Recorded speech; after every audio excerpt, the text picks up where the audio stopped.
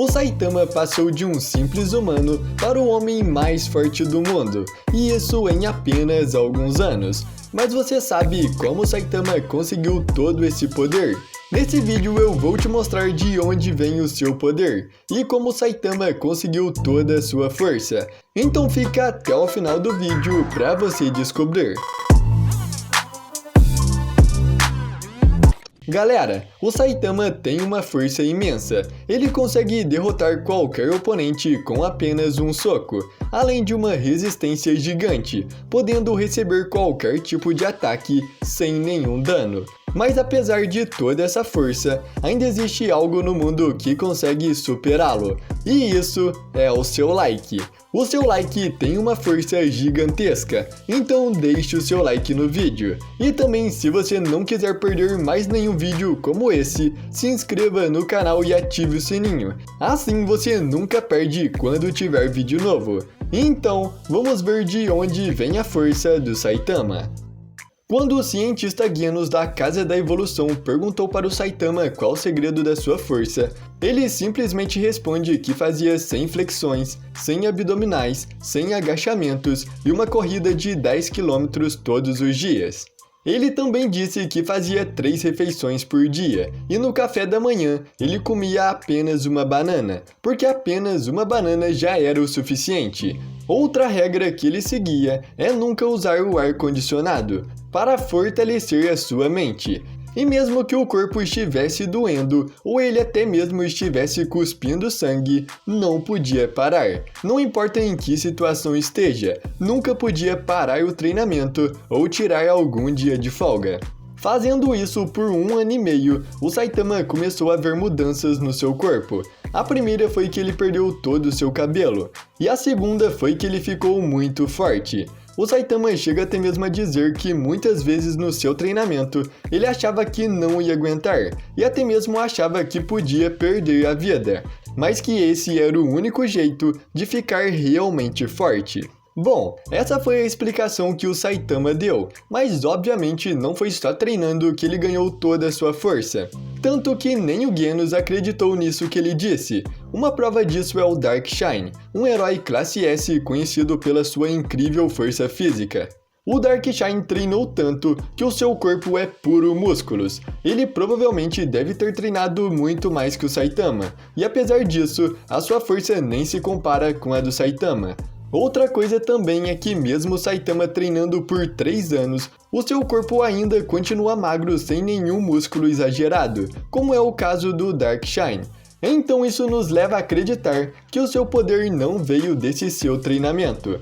Um pouco mais pra frente na história, foi revelado pelo cientista Genos que o Saitama quebrou seu limitador. Basicamente a ideia é que todas as pessoas ou monstros possuem um limite natural colocado por Deus, e uma vez que esse limite seja alcançado, nenhuma quantidade de treinamento ou experiências vão conseguir aumentar a sua força. Ou seja, se você alcançou o seu limite, não importa o que você faça, a sua força não aumenta mais. Alguns possuem um limite maior, como os heróis da classe S, por exemplo. Já outros possuem um limite bem menor, como os cidadãos. Mas no fim, todos possuem um limitador.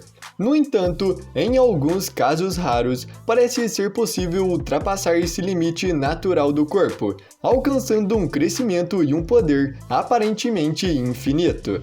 Basicamente, se você não tem mais um limite, você pode crescer infinitamente agora. Mas agora que já sabemos que o poder do Saitama veio porque ele quebrou seu limitador, vamos ver como ele fez isso.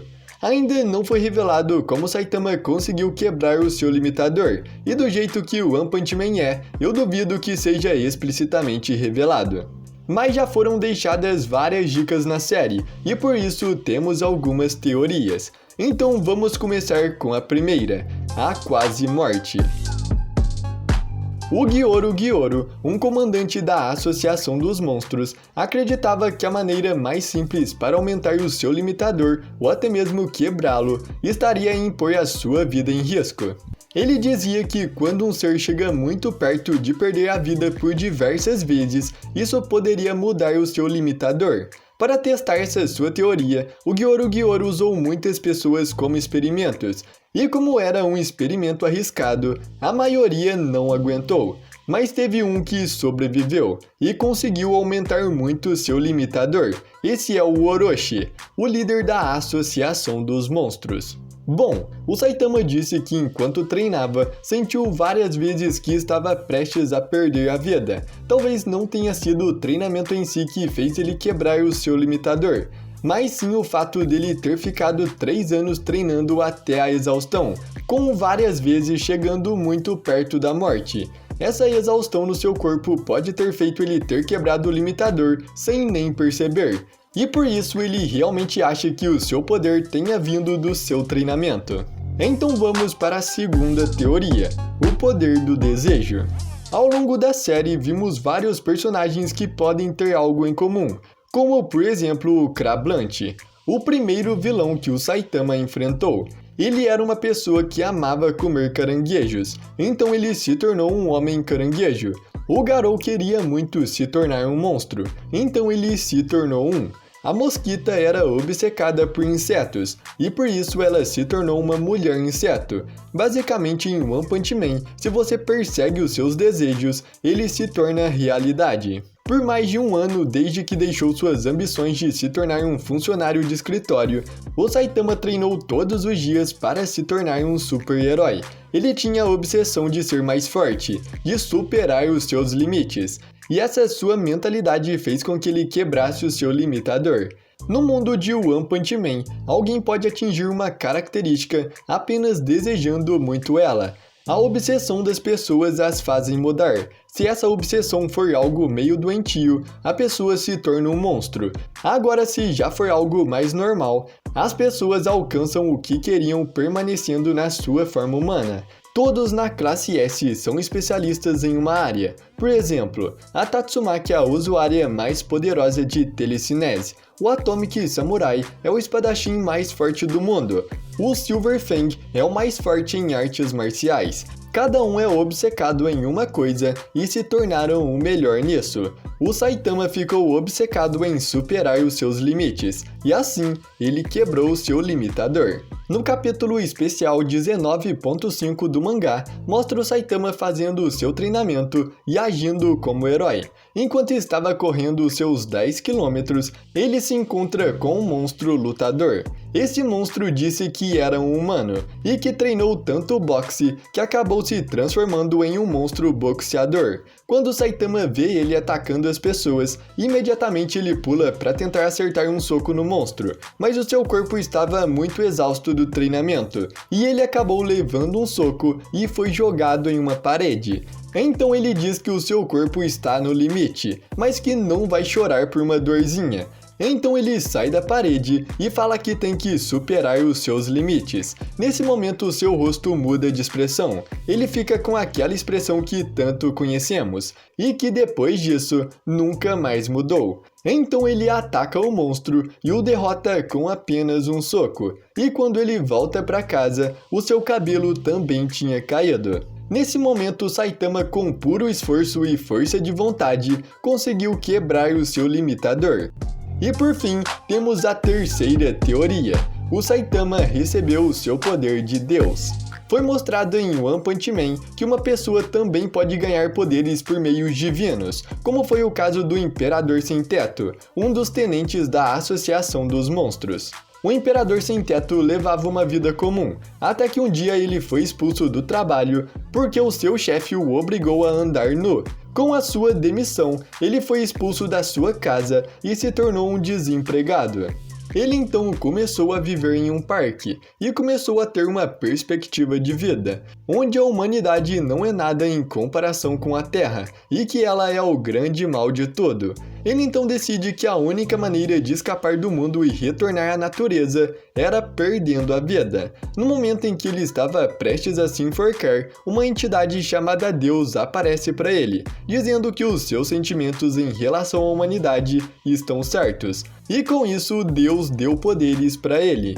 O Imperador Sem Teto então resolveu exterminar a humanidade usando seus novos poderes. Curiosamente, ele não foi o único ser a ganhar poderes para destruir a humanidade. O primeiro vilão que apareceu na série, o Vaccine Man, também tinha esse objetivo. O Vacine-Man disse que foi criado pela ira da natureza para acabar com toda a humanidade da face da Terra.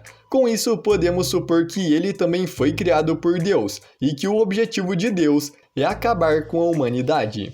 Porém, Deus não dá poderes só para aqueles que têm esse objetivo. Ele também dá poderes para aqueles que ele acha digno. Existem vários cubos especiais espalhados pelo mundo, e todo mundo que tocar em algum desses cubos consegue entrar em contato com Deus. E eles têm a chance de fazerem um desejo. Se eles forem dignos, o desejo se realizará. Porém, se não, eles terão uma grande consequência. Pode ser que o Saitama tenha encontrado algum desses cubos e respondeu à voz de Deus na sua cabeça, mas como ele não tem uma memória tão boa, ele acabou esquecendo. Ou pode ser que Deus simplesmente achou ele digno e tirou o seu limitador, já que foi falado pelo cientista Genos que o limitador de cada pessoa é colocado por Deus. Então, se ele estiver falando do mesmo ser, Deus também pode tirar o limitador quando ele quiser. Mas então, galera, comenta aqui qual das 3 teorias você acha melhor. E se você tiver uma teoria diferente, comenta aqui também. Bom, já faz um tempo que eu ando pesquisando e revendo a história para fazer esse vídeo para vocês. Então, se você gostou, eu te peço para você deixar o seu like, porque o seu like faz muita diferença para mim. Eu faço bastante vídeos nesse estilo, então se você quiser receber os próximos vídeos do canal, se inscreva e ative o sininho, porque assim todo vídeo novo vai chegar aí para você. Vejam também os vídeos que estão passando pela tela, que eles estão bem legais. Muito obrigado por ter ficado até aqui, até a próxima e fui!